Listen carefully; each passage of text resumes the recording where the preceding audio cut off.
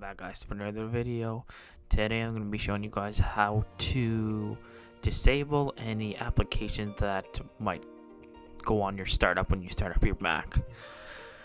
Alright, let's get started. So first, let's just use an example. Let's say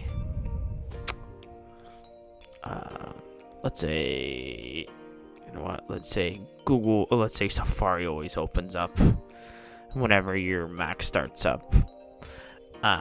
You're gonna want to just hover over it, and then we're gonna want to right click, and then we're gonna want to go to options,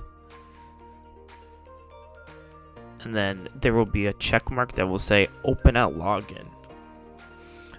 Mine is currently off because I don't like anything starting up when I first start my Mac, so I'll just click that then and show you guys how to do that.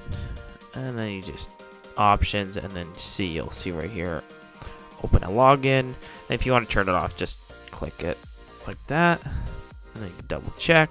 There you go, it's off. Also, another thing you can check is your login items that start up.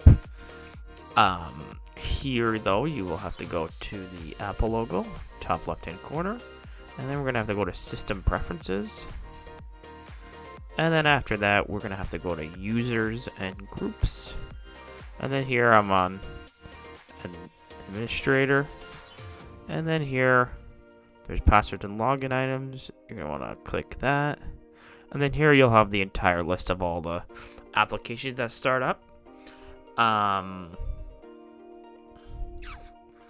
And I have iTunes Helper, and mine is currently hidden, so I do not want it to show up when the Mac starts up. If I wanted it to start up, then I just uncheck mark it. But yeah, that's basically it, and you are ready to go. Alright, this is How To Tech Tips. Thanks for watching. Don't forget to like, subscribe, comment, and share.